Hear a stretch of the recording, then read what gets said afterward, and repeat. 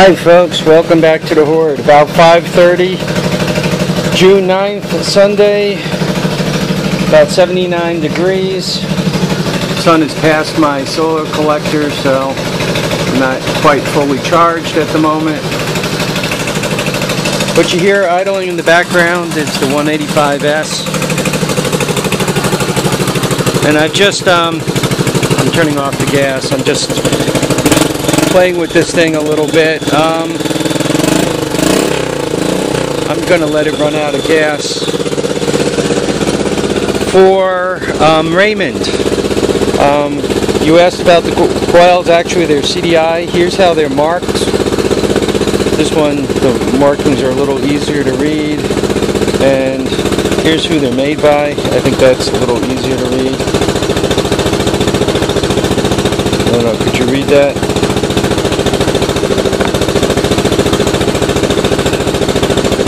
Again, there's the markings. The reason why I'm making this video, I ran across a website that says you can buy these cheap CDIs from China, and of course, being one of the lunatics who hears that kind of stuff, I got to try it out. So I went and I instantly bought whole bunch of CDIs from China, because that's kind of what I do. You're not a hoarder if you don't buy too much crap. So these two, though they're from China, they came through Texas, and the pair of them was like 15 bucks. So I found these later. Actually, what I found first was these four, and all four of these was like 15 bucks. Well, just a quick comment. These do not work in the bike. These do not run in that bike. They will not work. But notice the size difference. And I think the reason why these don't work, these bigger ones don't work, is because the advance, these have a built-in advance, and if you're familiar with these bikes, obviously there's an advance up on top there. She's going to shut down in a second, so ignore the noise. So the bigger guys don't work. But what I also found is they have these smaller guys, and this pair was like another 15 bucks. So they're cheap. Yeah, she just ran out of gas. These are like 8 bucks each. And to find them, I went on eBay and looked up CDI for 110cc, 110cc CDI. And once again, I got the smaller ones. Notice that the smaller ones are like exactly the same as these smaller ones. I mean, from a marking point of view, I'm not sure what markings they wear. I don't think they wear any markings. No, they're not wearing anything. So who knows? Maybe they're even made by the same company as these guys, or a China copy. Anyway, these guys here work. The bike was just running on one. I got one sitting right here. This is one of the China ones. So the China ones do work, but, and there's a big but, folks, you have to get the right size. If you take a small one off a bike, you got to put the small one back on. Now, the bigger guys, like this, do they work here? The answer, quite honestly, is I do not know. I do not know. You could see this is a round plug. There's a square plug. There are people on a website, I think it's known as the Three-Wheeler Forum, who claim they do work. But I don't know. I don't own the information because I didn't figure it out. I think the website is here. Yeah. Here's the website that I've been reading up on this kind of stuff. Three-Wheeler World. This is a good website, by the way. It also has all the schematics, all the manuals, all that stuff that you can download and print out if you don't want to buy them. Or if you're like me, you buy the book and then lose it. And then you buy it again, and then you lose it again. So there's a whole discussion about CDI units. But I just wanted to put it on YouTube. There are folks trying to keep these guys alive. And what's in here, I mean, I'm speculating, I haven't cut one open, but you probably have some capacitors, right? Obviously you're building up a potential and firing it. You probably have, I don't know, Zener diodes, transistors. You know, I don't think there's much resistors, but there might be a coil in there. And capacitors, as the years go by, do die. So anyway, this is the one that belongs on this bike. This is the one that I got in this whole pile of crap for 40 bucks, 45 bucks, whatever it cost, 42 bucks. That one works.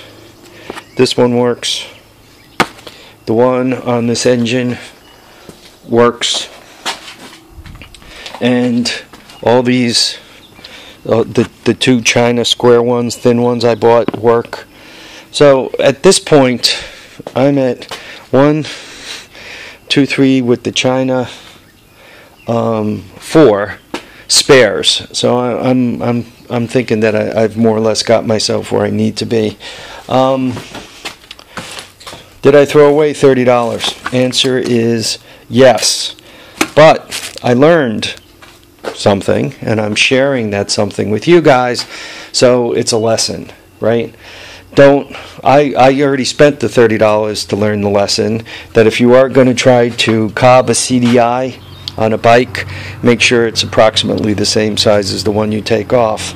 Just like if you have a big red, you got to know a little bit about the flywheel before you just randomly change it out. Take a look at the flywheel and note this distance, right? Notice the distance between here and here. Obviously, I went to the flea market today and I came back and I didn't get a lot done, so now I'm screwing with CDIs to at least get something done. So now I can clean up this whole CDI mess and be rid of it.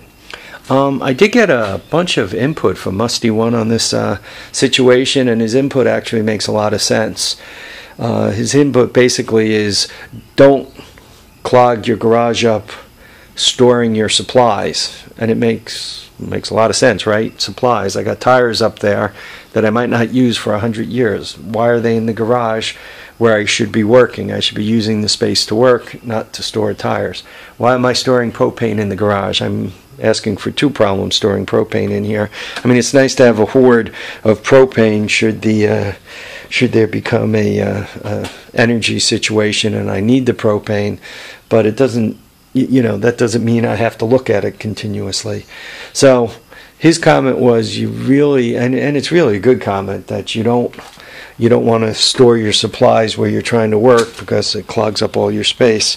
He had a few other good suggestions, such as keeping your carts small, and that makes sense. I mean, if I had a cart with my chop saw on it, and it was a small cart, convenient to use, I wouldn't have a tendency to load all the crap on top of my chop saw cart, whether it's the wood chop saw or the one behind it there, the metal chop saw.